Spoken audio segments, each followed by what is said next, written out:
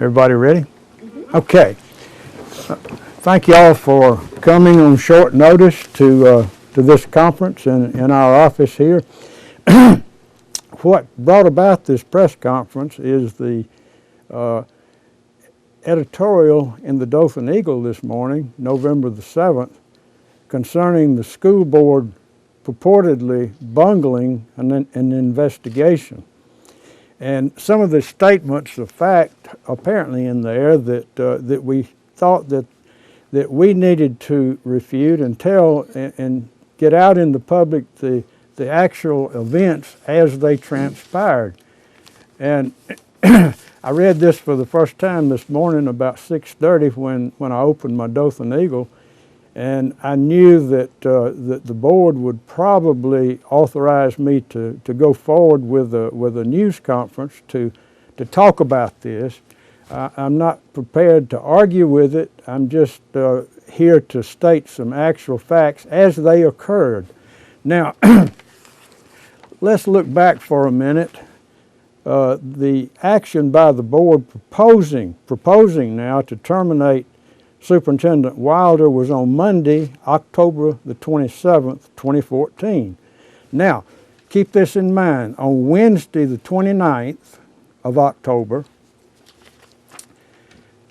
Superintendent Wilder was personally served with documents telling him exactly the reasons, the proposed reasons, or the reasons that the board was proposing his termination.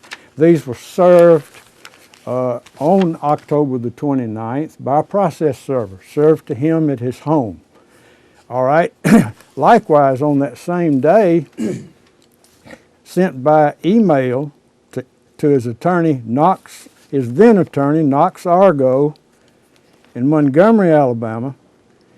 Knox had called me. I know Knox personally, and he had called me and told me that he would be representing Tim Wilder, and would we please send him copies of the documents as they were generated. And I did that. I sent exactly the same thing to Knox Argo that we had served on Tim Wilder by the process server. So he's had notice in two different ways, through his attorney and through personal service. Now, these were sent by this office, so we're absolutely responsible for that. Now, on Wednesday, November the 5th of this week, a new attorney arrived on the scene. Ed Price called me and telephoned to tell me that he was now representing Tim Wilder.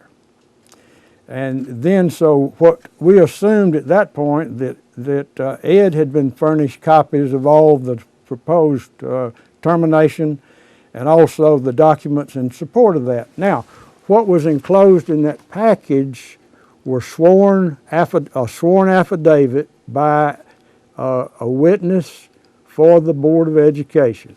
That sworn document told exactly what we expected the evidence to show and what this person would testify to. So this is sworn evidence that was offered as part of the original package.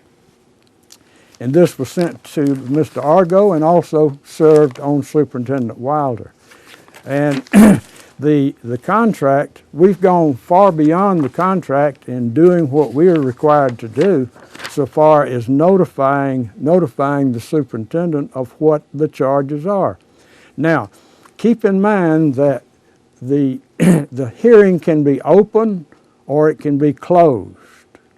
And we have done that. The Code of Alabama does not require that he have that option. But this Board of Education, in an abundance of caution to give him his full constitutional rights, is offering to allow him to make the decision whether the hearing should be open or whether it should be closed. That's up to the superintendent.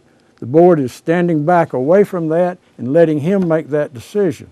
And I asked Mr. Price on when he called me this week, I asked him then, do you want the hearing open or do you want it closed? And he was leaving to go out of town, and he said he would let me know Monday whether he wanted it open or closed. Now, keep in mind the hearing is Friday of next week, and he's to let me know Monday of this week whether it's going to be open or closed, and we're going to be guided by whatever they want. This board is willing to allow them to make that decision. And I did want to dispel any sense or sense of unfair play that the Eagle has said about us or the board.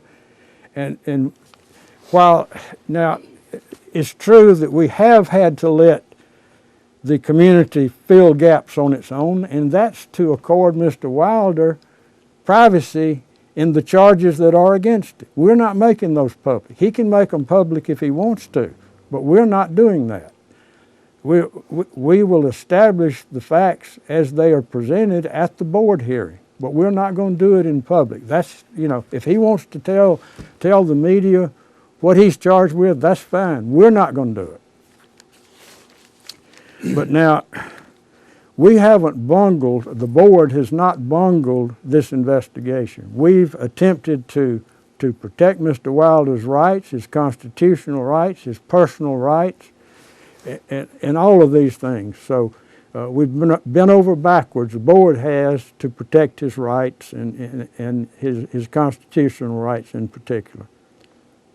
And that is what I wanted to say this morning, and I'll be open to some questions. Some I can't answer now because of his rights. Does the Code of Alabama allow y'all, with it being the superintendent, to go into executive session to discuss these, whether it's his option or not? Does the code allow that? Yes, we think it does.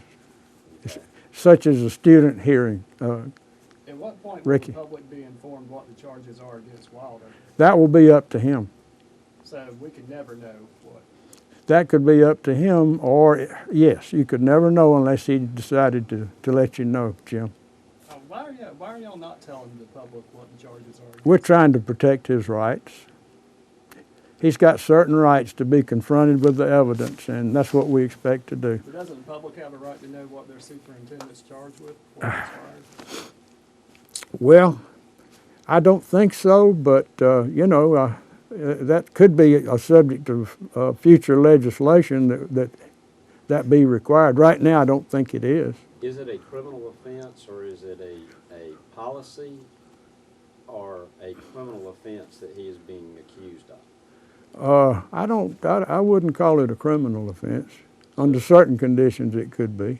I was going to ask you, I know you're not going to talk about the specific allegations.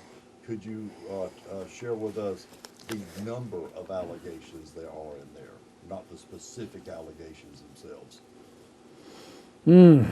Well, there are several allegations of misconduct.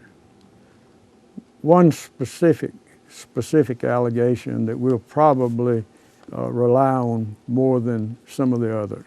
I can say that.